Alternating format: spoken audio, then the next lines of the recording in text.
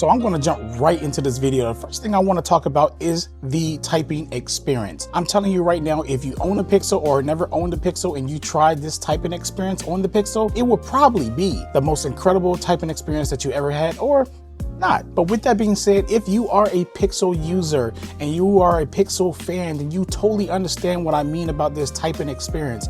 It's so accurate, so buttery smooth that you barely have any errors. And if you have errors, then you have that really nice Google AI feature called Proofread that really helps you out to get your sentence out, your spelling right, and your grammar and everything under the sun. Now, I cannot bring up the typing experience without the voice typing experience, which is not really typing, but the voice dictation is incredible. You can talk normal when you're talking to your Pixel, and it's going to just pick everything up that you're saying with no problem. And in some applications, you can even say the word send, and then it just sends it off. I mean, there's no other phone that I know personally that can do anything of such. But with that being said, there's no other phone also that I know that's just as accurate in voice dictation than the Pixel, at least that I've used. So when it comes to voice typing, I'm pretty sure a lot of you out there can relate to exactly what I'm talking about when it comes to the Pixel's voice dictation. Of course, we can't talk about this Pixel without actually bringing up the camera. We're not talking about video. Let's go ahead and throw that out the window. We know the video is just meh, you know what I'm saying? So we ain't gonna talk about that because we're talking about the Pixel strong suits, and the video is just not one of those things. But when it comes to the Pixel, the camera is almost second to none out here, at least in the United States. There's no other camera out here that I know that can compete with the Pixel camera here in the United States. This camera is amazing. You know you're gonna get accurate colors, especially skin tones. You know that you're gonna get great shots from it as far as the contrast, the sharpness, and everything like that. Now, there's those situations where it's a hit or it's a little miss, but mostly this camera is one of the most hit cameras out there that I've used. I never really walked away dissatisfied. Sometimes, most of the time, is 99% happy with the photos that I get out of it, and then at 1% I just take another shot and it fixes it. But that's what we're talking about. The camera experience is just second to none out here. It's really a great experience, but 99% of the time, if I'm honest with my audience here, I shoot in RAW and I kind of edit my own pictures because I like my own type of processing. But if I have to rely on the Pixel for any photos or anything of that sort, I'm okay with what comes out of this camera when it comes to processing. Everyone else, Now, of course, every phone has a designated type of software that just kind of like identifies their identity. And when it comes to Google, they have the Pixel experience, and you know, it's pretty much close to stock Android and has this theming and has its little quirks and stuff like that. Some people hate it, some people love it. Of course, I love it. But with that being said, the software experience in the UI is very simple, very fluent, very quick, no issues.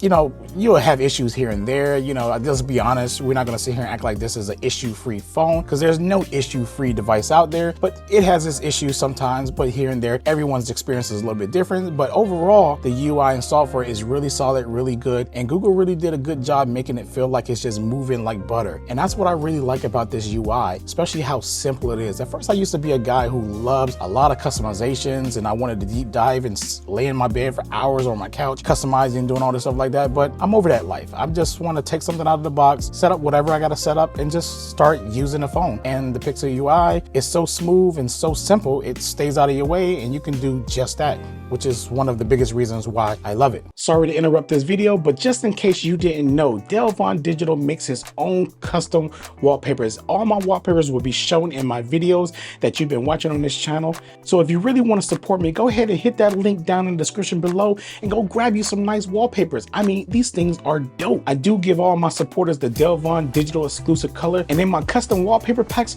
there are 15 more colors just for you. So what you waiting for? Go ahead and pause this video, hit that link, and go get you some wallpapers and come on right back and finish this up. But anyways, let's get back to the video. Now, all of you know that I was going to bring this up because I have to. Yes, we're talking about the AI. Yeah, Google is just a beast when it comes to AI. I think that, you know, you have good AI out here and you have really bad AI out here. And you have AI that gets on your nerves. But the way that Google does AI is probably one of the best, at least in smartphones. And the software that they make with the AI, literally, and I mean literally, if you're a Pixel user, you know what I'm about to say, it stays out of your way. They make the type of AI software that makes sense. The software that kind of stays out of your way and works in the background for you 99% of the time. You don't have to think about turning something on or using something. It just kind of works. And that's what I really love about it. We're not talking about like your editing features and stuff like that. That's something that you have to intentionally go and do and want to, you know, edit and stuff like that. But we're talking about literally the ones that work in the background. Like one of my favorite is Now I'm Playing. I'm walking around in my car, driving my car, walking around in my car, walking around in stores, driving my car, listening to the radio in stores. I might be at a restaurant eating, radio comes on. What my phone is doing while I'm just sitting there having a good time enjoying, it's picking up all the music that is playing and putting it into this little collection for me to like stroll by later and be like, oh, you know what? That song that was in that restaurant that I really like that. What time did we go to that restaurant? And be like 5 o'clock. So I could go to my phone, look at 5 o'clock, look at all the music that was captured around 5 o'clock. And then I play the songs and I'm like, that's the one. And then I just add it to any one of my playlists that I'm using. That is what I mean when I say software that stays out your way. And Google have a lot of these software features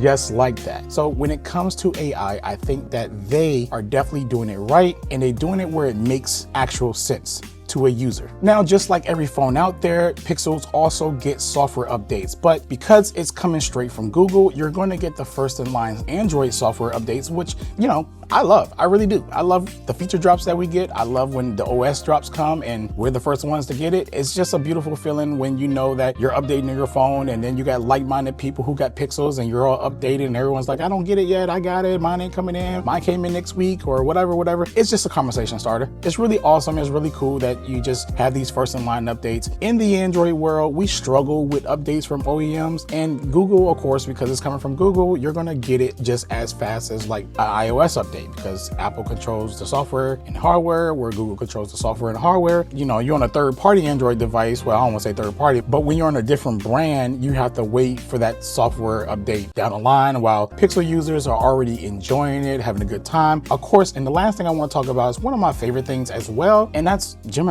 Like, I love that Gemini is baked and integrated into this device. Now, I did hear from few little birdies actually, that Gemini is going to be baked in more devices. I'm curious to see if it's going to be fully baked in like it is on the Pixel experience, because of course, when it comes to the Pixel phone, it's baked in everywhere. It is your assistant. It is in everything that you do pretty much. And I like that. You know, First, I was against Gemini because it just wasn't ready and it kind of forced it on me, but it got to a point where it works with everything that I do now. So I have no more complaints about Gemini. I actually love Gemini. Gemini is really great. So yeah, and I really love that it's baked in. So these are the things that really gives you that real Pixel experience that enhances your usability when using this device on a daily. And this is why a lot of us Pixel users fall in love with this device, because I just named a few things. I didn't really go down the rabbit hole of everything that this Pixel does, but these are just some of the common things that just pulls us in as Pixel users to actually want a Pixel and use a Pixel as a daily phone. It's a really great smartphone. This is truly, if you ask me, I'll tell anybody, this is probably the only smartphone on the market. Everything else is a phone. Anyways, if you like content like this, don't forget to hit that like, share, and subscribe button, and I'll catch you